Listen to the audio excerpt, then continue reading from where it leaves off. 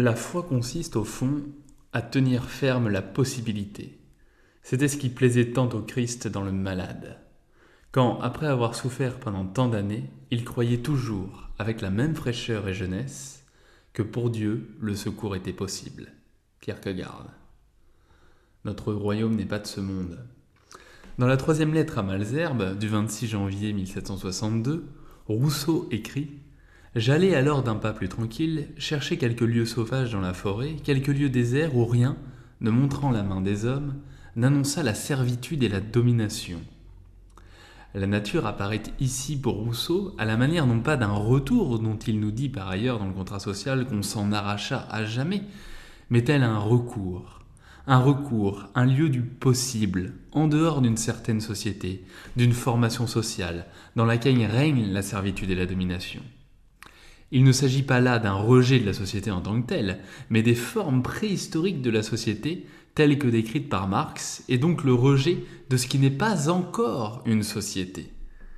Rousseau est de ceux qui, tout en critiquant le moment présent, jettent dans le même temps les fondements d'une nouvelle société possible. Cela ne se fait pas à partir de l'imaginaire, de l'utopie, mais en inscrivant le développement de l'homme dans l'histoire. Le contrat social doit être l'expression de la volonté générale, c'est-à-dire la liberté élevée au rang du collectif. Ainsi, il récuse d'abord l'acceptation d'une liberté qui ne serait que l'expression du désir comme manifestation inconsciente des pulsions et donc d'une aliénation par la chair. Mais il récuse aussi l'acceptation de la liberté comme stricte volonté individuelle. Quand chacun fait ce qui lui plaît, on fait ce qui déplaît aux autres, rappelle-t-il encore.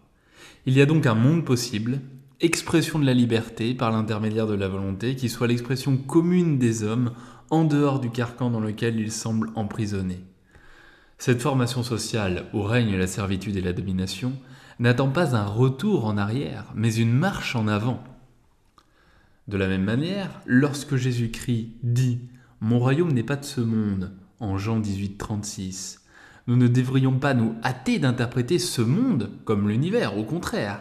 Le langage courant nous indique bien qu'il s'agit de deux concepts différents, le premier renvoyant d'abord à un rapport social, le second aux lois physiques. Pour preuve, s'il fait sens de dire « nous ne sommes pas du même monde » pour signifier une différence de classe sociale notamment, ce sens n'est absolument pas le même si nous disons « nous ne sommes pas du même univers » et la première acceptation est étrangère à la seconde. Il semble donc que Jésus-Christ nous indique, comme plus tard Paul Éluard, qu'il y a un autre monde, mais qu'il est déjà dans celui-ci. C'est une proposition immanente.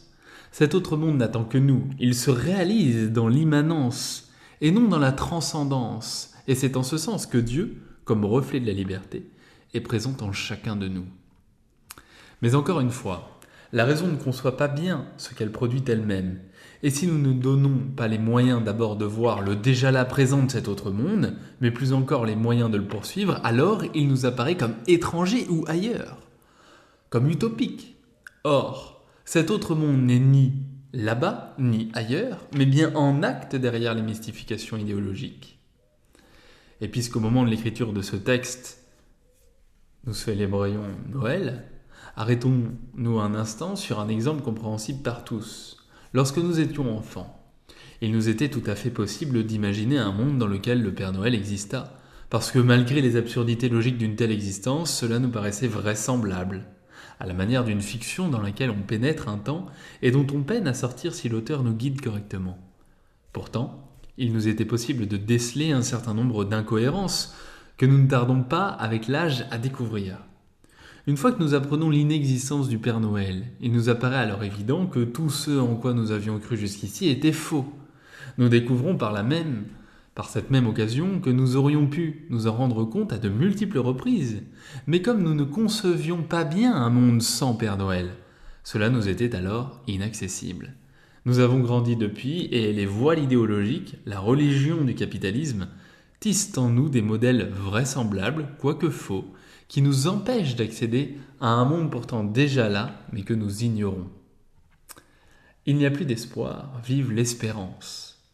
En cette année 2020, nombreux sont ceux qui ont perdu l'espoir, et encore en 2021. Et pour cause, nous n'allons pas revenir ici sur l'évidence des dégâts de tous ordres, tant sanitaires que politiques et humains, que ces derniers temps ont mis en place. Toutefois, nous pouvons peut-être nous réjouir du fait qu'il n'y ait plus d'espoir. Parce que là encore, l'espoir est un désir, au mieux un sentiment, et comme tout désir, il est d'abord un manque, le manque de ce que nous jugerions meilleur. Or, Spinoza nous signalait très justement déjà que ce n'est pas parce que les choses sont bonnes que nous les désirons, mais bien parce que nous les désirons que nous les jugeons bonnes. Le désir n'est donc pas derrière nous, mais devant. L'espoir ne parvient jamais à sa fin, puisqu'il vise toujours quelque chose qui déjà manque. Le réel désir ne peut se porter que sur ce qui est déjà là. Mais l'espoir est une abstraction. Un désir est lancé vers quelque chose qui en même temps est ignoré. C'est en ce sens que l'espoir n'est pas de l'ordre de la raison. Or, seule la raison peut nous déterminer selon une fin. Lorsque nous nous donnons une fin raisonnable à poursuivre, parce que délibérée, nous faisons acte de raison, et c'est elle qui guide notre volonté, et non plus nos passions ou nos pulsions. Il n'y a plus d'espoir, alors vive l'espérance. Là encore, si l'espérance est l'une des 3 vertus théologales avec la foi et la charité, il nous semble nécessaire de la comprendre autrement qu'à la manière d'une confiance pure et absolue dans ce qui advient, comme si cela ne relevait ou ne dépendait pas de nous. L'espérance est dialectique.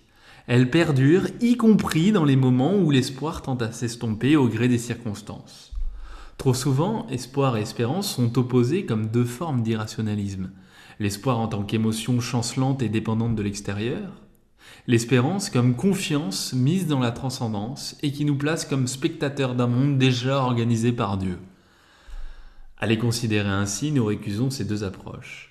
Mais plutôt que de voir dans l'espérance une confiance absolue dans la transcendance, nous voulons y voir une confiance dans notre capacité à nous organiser pour poursuivre et prolonger un monde qu'on ne saurait encore voir.